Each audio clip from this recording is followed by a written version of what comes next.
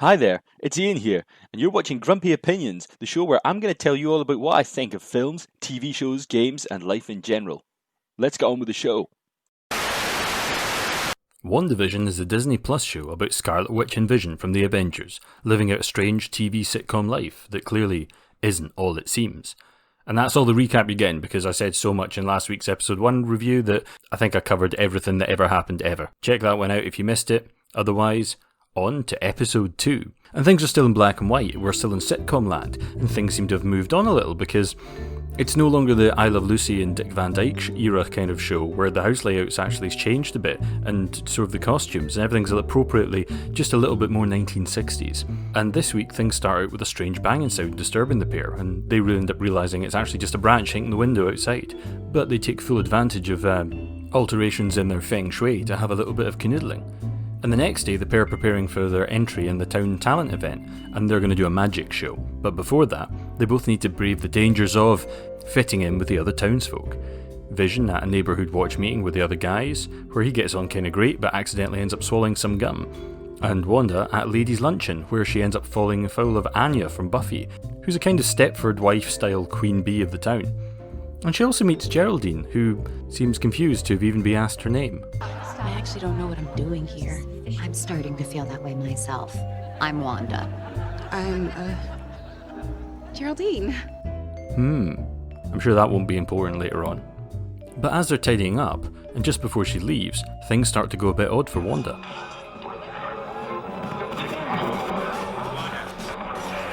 Who is that?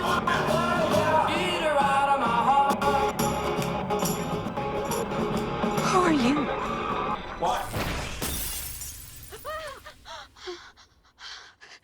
Dottie!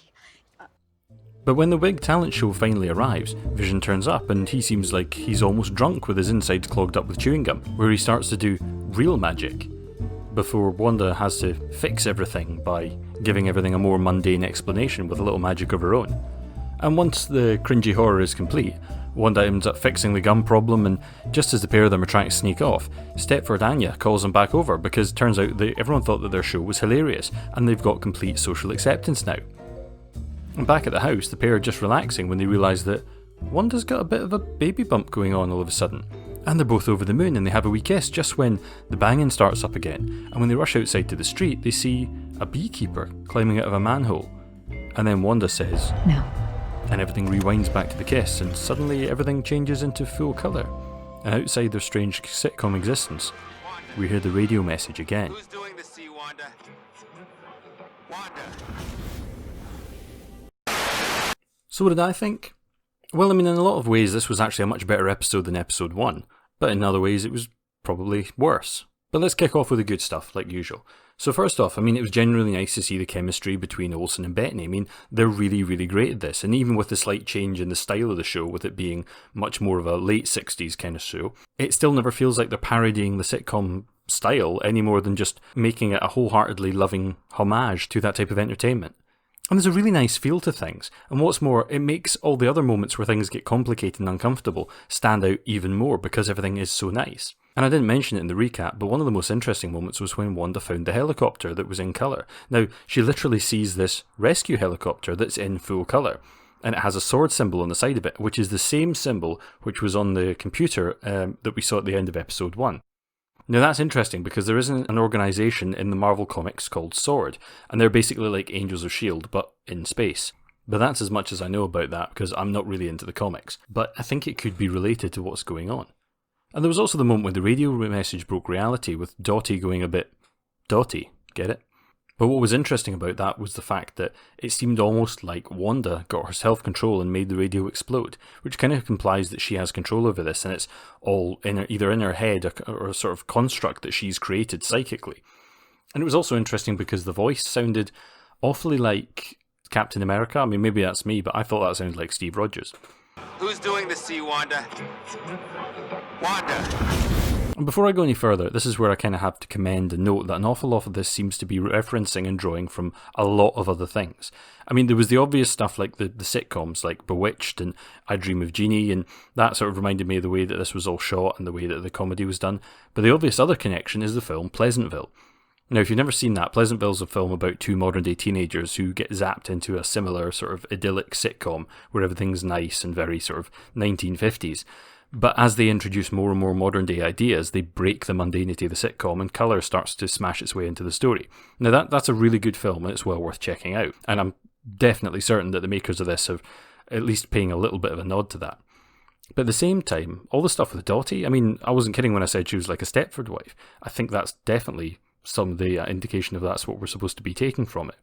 But also the scene where they introduced Geraldine reminded me of something.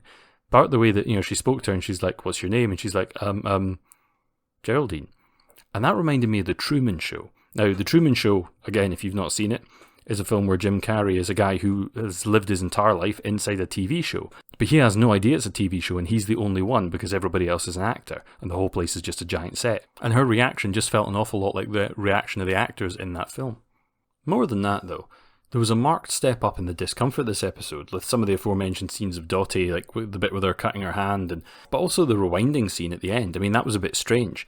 And yet again, this episode had a fake advert in it, but this time it was for a watch called a Strucker, and it said that it was made by Hydra. Now, obviously, Hydra had the bad guys, sort of the opposite of S.W.O.R.D, and Baron von Strucker was actually a bad guy. He was kind of one of the most wasted bad guys in the MCU, because they got great German actor Thomas Kretschmann playing him, and he appeared in the end credits from Winter Soldier, which was the first time we actually saw Wanda and her brother. And then in Age of Ultron, they literally killed him off in 2 minutes at the beginning of the movie. But it's interesting that he got mentioned, especially as the scene had a similar weird ticking noise in it, kind of like how there was a weird beeping noise in the one with the toaster. And interestingly enough, the watch's hands never actually moved during that shot. So, yeah. The other thing you might notice is it was actually the same actors in both adverts, so I presume they're always going to be, and that maybe means that they're actually people who are part of, maybe they're the group that are actually watching her. Difficult to say. On the other hand, there were a few things that I was a bit less hot on this week. One of them was that the discomfort was also partly in that some of the stuff this week was kind of cringy.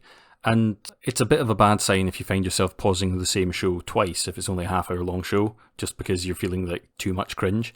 Mainly, that all came from the chunk in the middle with the two meetings, because, I don't know, just something about those scenes just felt a little bit unfunny and a bit off. Although, I mean, they did have good moments, don't get me wrong. I mean, I thought the line about Norm here's a communist was absolutely hysterical, and I actually really liked the radio scene. But I think I felt more like those scenes were kind of filler, and again, it's also a similar problem with The Mandalorian, where this isn't a long show, so do you really need to actually have moments of filler? Also, especially the Wanda scene kind of felt like it was only there to introduce Geraldine. I might be wrong on that, we'll find out as the show goes on. But this is still not a bad show. It's unfolding slowly and interestingly, and that's curious because next week is episode 3, and that's as much as anybody's actually seen so far, because apparently they gave out the first 3 episodes to the press. But I'm curious to know if next week they actually start getting into full Brady Bunch stuff, because I mean, they did obviously add in some colour, and it is supposed to be like the early 70s by now. Or if they're going to get even weirder, and quite how far they're going to take this sitcom thing. I mean, are we going to get right up to like Friends and, stuff like Home Improvement? I mean, that would be really funny if they did, or even, God, Roseanne. That would be bizarre.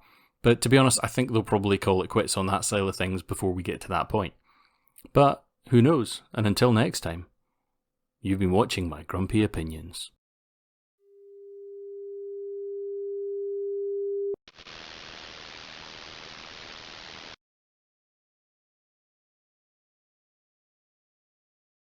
And a special thanks to everybody listening, and especially my patrons, and most especially to Michelle Forbes and Judith Coloma, my top tier patrons.